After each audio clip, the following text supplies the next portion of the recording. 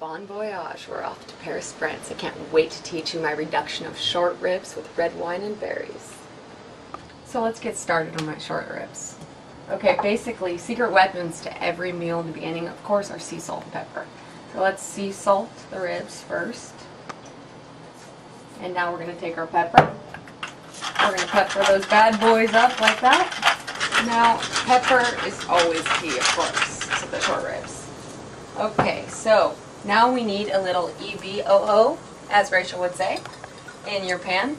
This is one of my favorite pans. This is called La Coussette. It's from France. It's the most amazing pan ever. It was a gift, and I am indebted to this person who bought me this pan because I use it every time. So the pan is perfect because you hear that sizzling? Exactly what we need to brown these. Very important to brown your meat. It adds so much flavor to everything. And you know how you always get that little crispy part on top? That's from browning. We're going to flip this bad boy right there. Listen to that. Now, we are just going to watch these, and we're going to hold them on the side. See how nicely they're browned on the edges like that? That adds so much flavor. We're going to set these little guys out. And you guys know about the brown bits on the bottom of the pan. People think, I gotta get those brown bits out of my pan. Wrong.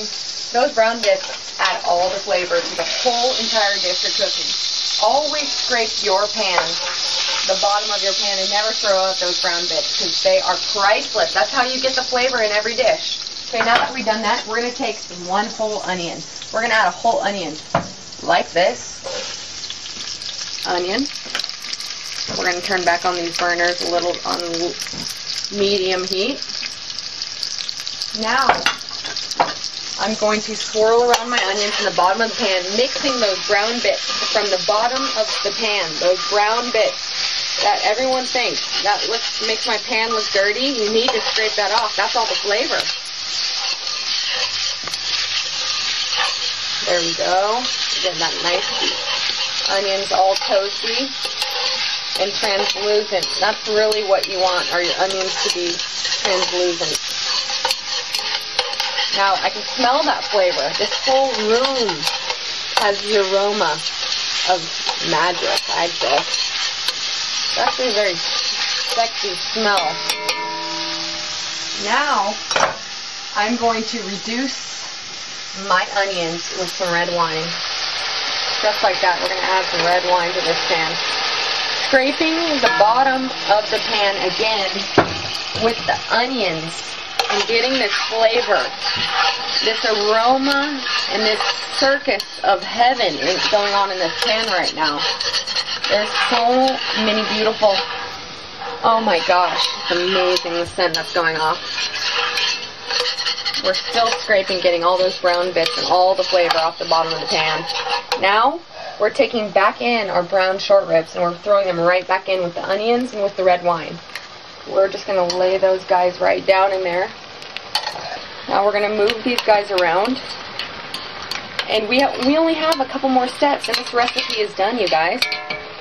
Now, I'm going to take my raspberries, my blueberries, and we're going to just throw them right around the short ribs like that. We're going to let all these flavors come together with the berries, the sea salt, the pepper, the wine. And you guys won't believe it. Now we have two secret ingredients, two secret weapons. One, cinnamon, which creates, oh my gosh, it's so amazing. Cinnamon.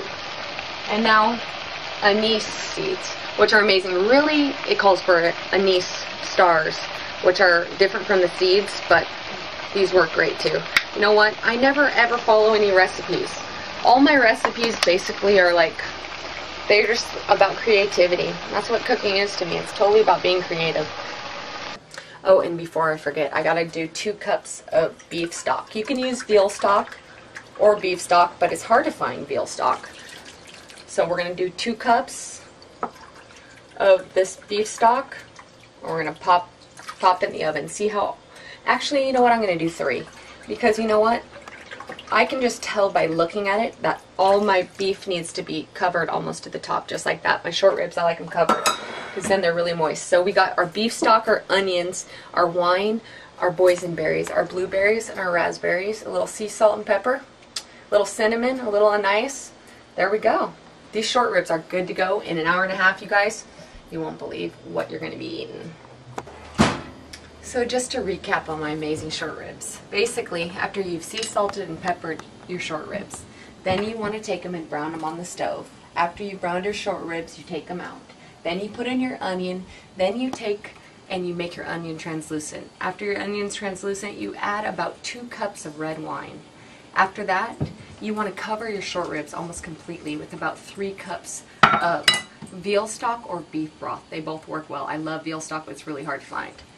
Then after that, you're going to add your berries, and then take your berries. Can go from blueberries, boysenberries, raspberries, whatever berries are in season, whatever berries you love. I love all berries, and the mixture of these 3 are amazing together because the tartness of the boysenberry and the sweetness of the raspberry really blend together to make the short ribs like amazing.